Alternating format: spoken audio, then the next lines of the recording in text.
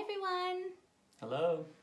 Happy, what day is it? Tuesday. Tuesday. I hope you guys have a good day. Do I want to tag you in this video? Yes. Okay. We're going to try to tag Chris. It's All right. way too smart. Yeah. It knows how to do It knows your face. that. I don't like it. All right, as you guys are hopping on, maybe drop an emoji or say hi so we know that you're watching. Hi, Shelby.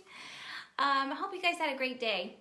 We're gonna go ahead and just get started. So if you're coming on later, you can, restart it when we're done.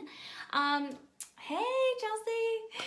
So you guys, thanks so much for being on. I've been wanting to do this for a while, and it's kind of been percolating in my head, and I finally convinced him. I asked him like a few weeks ago to do this, and you had to think about it. Yeah. Which is a good representation of sort of what we're going to talk about. Like, that's why we're here. That's why you're here. You need to think about it, and I'm just like, let's do it. I was like, let's do it right now. So you guys, we're going to talk about my business from Chris's perspective. So I actually have some interview questions I'm going to ask him, and while we've talked about this a little bit, I really don't know what he's going to say, which makes me a tiny bit nervous. So I hope he makes me look good, but I really don't. We haven't really rehearsed this. So, I know how he feels about these topics, but I just don't know exactly what he's going to say.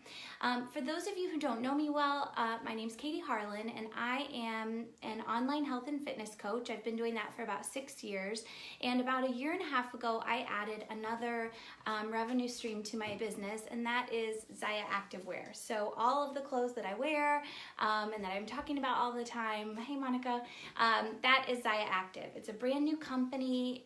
We're about 2 years old, and it's just sort of taking the direct sales industry by storm. So direct sales, I think, is typically a business model that is very, what's the word when people are split? Divisive, thank you. Like people are either like all in or they're like, that's the worst. And so we don't feel that, we don't have that relationship, but we are a couple where Chris tends to be a little bit more reserved and careful and calculated. And I'm a little bit more like, let's go, let's do it yesterday. So I thought that a lot of people probably have relationships that are similar to this. And if you are already in direct sales, I thought this might be helpful for the person who's a little more resistant to it. Or if you're considering joining, I thought this might just provide a different perspective for you. So let's see. I wanted to do this call to provide a different perspective. And also, you guys, the truth of the matter is, Chris is, we've been married for 15 years. 15 years. And so he's my partner in all things. But truly, he's my business partner too. And we talk about both of our careers every day. But really, Chris has a big handle on my business. I feel like he knows just as much about what's going on with it as I do. And I really, really value his expertise. He's the CEO of a credit union in our town. He has his MBA in marketing. Masters of business. with this. Nope. No, just Masters of Business. Okay. I thought that was my mom. So he's got a lot of business experience, and I just really value his opinions and his insight, and I'm just really grateful for you. Thanks. All right, so let's go into the questions I have. Do you have anything to say before we start? Let's do it. Okay. Just envious. All right, it was a while ago. Okay, first of all, describe your initial reaction when I told you that I wanted to sign up with Zaya. So I felt like Zaya was a no-brainer. For me, that was just an extension of what you've been doing all along. And it was really the first time when you got into direct sales that it was a much bigger shock for me, because I was hesitant. I'd heard cautionary tales. And when I really got down to it, I think it was mostly that you were going to be putting yourself out there to friends and family and strangers in a way that I was fearful of. You're talking about Beachbody. Yep. When I started. So, Right. And remember how I told you about that? Where you were? I was in China. Chris was in China. And I had 3 kids under 3 at home. He was gone for 10 days. It was the end of your MBA. And that's when I signed up to be a Beachbody coach. And I didn't really, like, we had never talked about that before, right?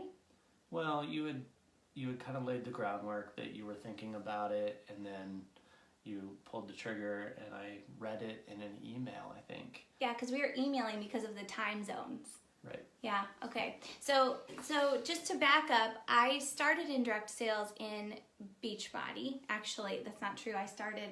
I was a Scentsy rep at one time because I love the candles. But Mary Kay. Mary Kay in college. And I went to the first meeting, and they told us that if somebody hasn't complimented you on your hair in the last 6 months, then you need a new hairstyle. And I was like, I don't think this is the right company for me. Just didn't vibe well. But anyway, this was the first real experience in direct sales. That was Beachbody. And so your initial reaction for that was like, what are you, like, nervous about putting myself out there? Yeah, but it was my own nervous. It wasn't a rational nervous. It was more like it was just like... Like you thought it would look bad on you? No, I just thought, I think in hindsight, I felt like you were going to get into a world that I didn't really understand. And so I had to get over it. Chelsea said, oh shoot, I believe they are too. It's probably true, Chelsea. It's probably true. Okay, so then fast forward to Zaya. You said you were much more comfortable with it because you'd already sort of experienced it. Right, and it was just such a natural, like I said, a natural extension of what you were already doing. You had already kind of established your brand. I felt like the hard part was already done, and that this company was a great fit, not just because of the stage of the company or anything like that, but also the industry itself. Like, online retail sales is huge, fitness apparel and athleisure wear is huge, so it was checking a lot of boxes for me. And when I started Zaya, I was like, oh, hey, babe, I'm just going to do this. It's like, I'm just going to wear the clothes and I'll just, like, offer my link to clients. It was, like, super casual. Yeah, it was like a complimentary side business. Yeah, it was like a no-brainer. There was no risk. There was no risk. There was no risk. We'll talk about that a little more. Okay, good job. Next question. We kind of talked about that. So when you were skeptical at first, so I guess going back to Beachbody, because you said you weren't really skeptical with Zaya, but what changed your mind and allowed you to settle into it and become comfortable with it? Just time?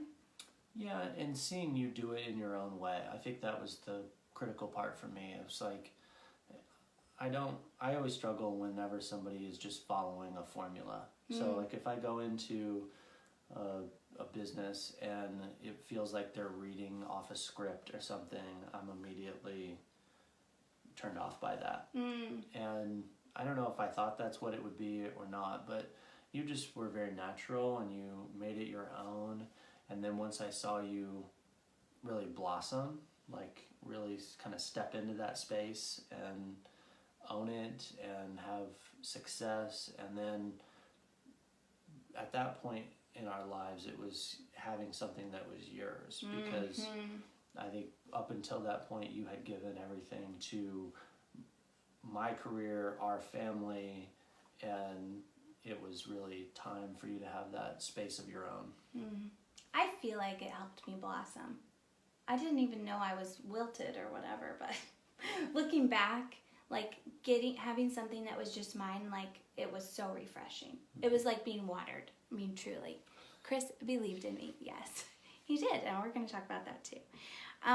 You said something I was going to say. Oh, it's funny how you said the thing about scripts, because I think my team would attest that in indirect sales, oftentimes people want a script for how to talk to other people, and I just hate scripts. I don't really give them out because I just don't think they're very effective most of the time. Talking points, right? Talking you points, want yeah, talking points. talking You points. want something that kind of launches you into what you want to say, but ultimately you've got to make it your own, and you've got to put your own spin and your own stamp on it. That's Yeah, I think that's really important. Okay, how have you directly benefited from my time in direct sales? Well, I feel like I'm healthier than I've ever been in my entire life. So that's like number 1, 2, and 3, right? Like, we work out 5 or 6 days a week, and now have like workout clothes that we can enjoy. Plenty of them. Like, I love that. We've got to see some really amazing places. Yes. We've had some awesome trips. Should we list any of the places? Like, so many cool places. Where are you most excited to go next? Thailand. Thailand in January. Yeah, thanks for that. You're welcome. So that, not to mention, I mean, I don't want to undersell the fact that the income that you earn supports a lot of the things that we try to do in terms of making sure we're working toward being debt free and all of those things as well. Okay, good. Well, this is all very lovely. I feel like we need to now talk. I want you to talk to the skeptics, and as a former skeptic, like if someone who is just like, oh, my wife really wants to do this, but I just don't know if I believe in direct sales and a pyramid scheme, and I don't know if we should get into that, and like, can you talk to that person? Yeah, well, as I've come to get to know the direct sales industry and become more familiar with it, to me it's just the difference between fear and risk. And it is one of the most low risk environments that you can really participate in. I mean, to start your own business for $400 and have unlimited earning potential is just something you're not going to find anywhere else. I mean, you could go to an entry-level job and spend $400 getting yourself to the interview and preparing it is that plus the opportunity to fit it in and around your schedule. And the people that I'm seeing in the workforce today are really looking for that type of opportunity. Like, they want to be able to work for themselves. They want to be able to work on their own schedule, and they're willing to hustle to do it. I mean, these are great people, and so the gig economy, right? Like, you're looking for that side hustle, that other opportunity, and this is probably it if you can get over the fear of doing something different. Yes. And putting yourself out there. Yeah, and I'm still interested about what you said a little bit ago about how that's kind of what you were nervous about at the beginning. Yeah. Yeah, I didn't really know that. Well, exactly. So that's good we're having this interview in front of all our friends and family.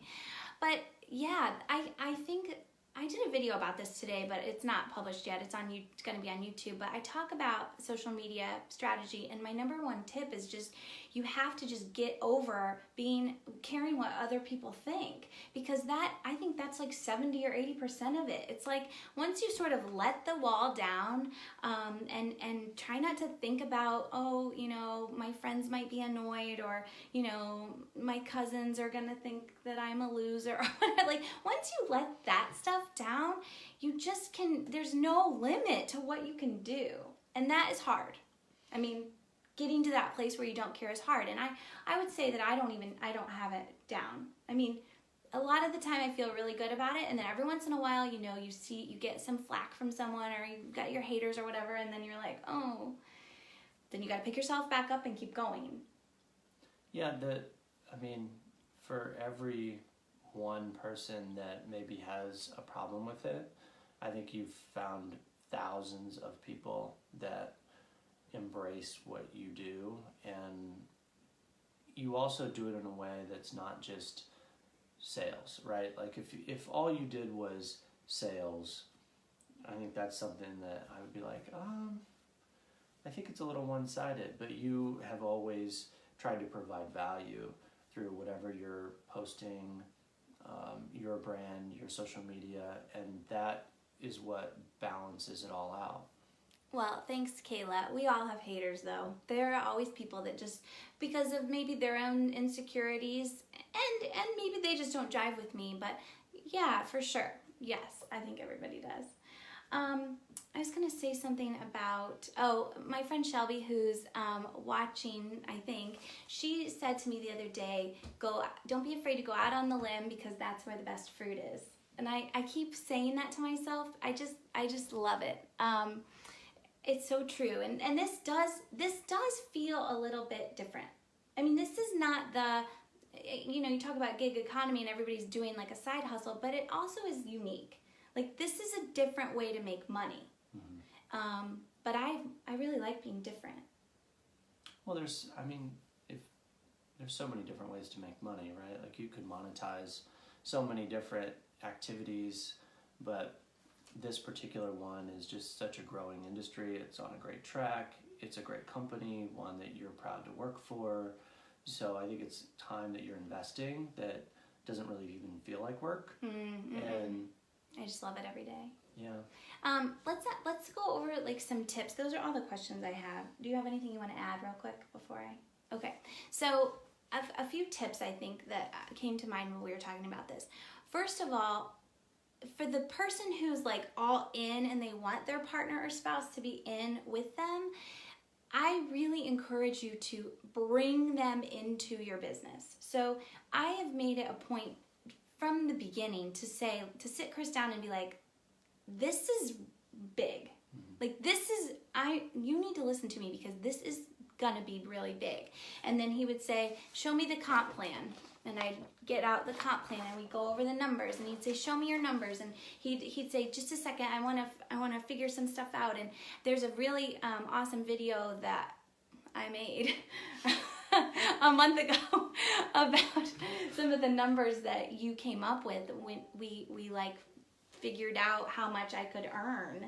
And I remember when you did that, like, I mean, we both were just like, I don't know, I couldn't pick my jaw up off the floor, but I feel like you bought in at a different level then. Don't you think? No, you think you were already there?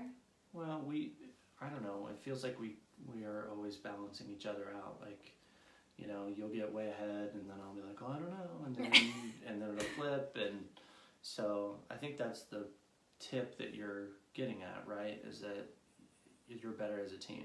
Totally better as a team, because we have different strengths. He's so great with the numbers, and also good at kind of keeping me grounded, because I have a tendency, as you guys might be thinking, of like, maybe jumping 4 steps ahead sometimes. So it's really good. But also, I think my vision is something that, I don't know, inspires you too. Like, oh, yeah. You don't always have that. So it's just a good team. So if you're the person, if you're me, and you want to bring your spouse, create a role for them. Help them. What are they really good at? Chris is really good at reports and numbers and helping, helping kind of see long term. So that's sort of what you do. And we go over the numbers every day. He'll be like, okay, tell me where's your PV? How many reps are on your team? I mean, we go over that. And that is wonderful. I mean, and having someone believe in you and support you like that is just, I mean, there's no way I would be as far along in this as I am without that. Like, no way. Yeah, I mean, and vice versa. I mean, I talk at work about digital marketing strategies based on the things that you're doing and creating. So that's pretty cool. Mutually beneficial. So now, okay, that was my advice for people like me who want their spouse to be involved, but how about advice for the spouse? Like, what should they do, or how can they help the person in the business? I think ask questions and just be involved. There's really only benefit to doing that. And I think if you look at it as like, oh, they're just doing their thing. I mean, you wouldn't do that in reverse, Mm-hmm. If I went to work all day and I came home and you didn't ask me anything about what I was doing, I don't think that would be a very good partnership. Mm-mm. And so it's you I think if you treat it that way, It just spilled. I think if you treat it that way, then you'll get a lot out of it. Yeah, it's just about communication, you know. Well, same as the investment. Like, you know, we kind of have this push pull of, you know, how do you get into something like this? But, you know, if it's a $400 investment to get into the business, I mean, I don't think there's many $400 investments that we don't discuss. I mean, it could be, you know, something in our house, but we're going to talk about it before we spend that kind of money. So Yes, yeah. get on the same page. What he's referring to is before we did this video, I did say I just want to make sure that I don't want to convey that people think I'm trying to ask for permission to do something, like, because I don't ask for permission to do things. Let's be clear. But we have a partnership and we have an open communication about it. That's different than asking for permission. So I ask for permission to do anything. you do not. Okay, so I hope that was helpful, you guys. I mean, we are certainly not perfect, and we don't always agree on where, you know, the next steps for the business and all of that. But I do think that that the timing of this business, the way that we're handling it this time, the excitement for it, I mean, all of those things, like our strengths working together, I don't know. It feels like it's all working very well for us and this time in our lives. So I hope you found that even a little bit helpful. If you have any other questions about this business, or about how to bring your spouse on board, or about how to talk to your spouse about it, please reach out and let me know. And I will also be downloading this and uploading it to YouTube, so it'll be there forever. All right, thanks everybody. Thanks, Ben. Bye. Thanks. Bye.